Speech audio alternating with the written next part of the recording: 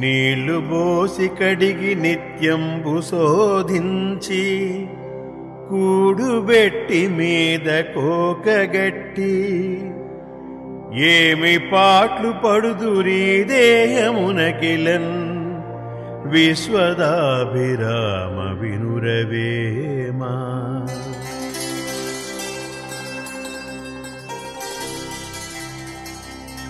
ఈ దేహానికి ప్రతిరోజు స్నానం చేయించి మంచి బట్టలు కట్టి రుచికరమైన భోజనం పెట్టి పోషిస్తూ ఉంటాము.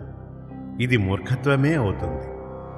దేహాన్ని పోషించినంతగా ఆత్మను పోషించడానికి శ్రద్ధ వహించడం లేదని భావం. నీటిలో వ్రాసిన వ్రాత ఎందుకునో కొరగాదు, ఉపయోగం లేనిది. అలాగే మూర్ఖుని స్వభావము మాటిమాటికి మారుతూనే ఉంటుంది.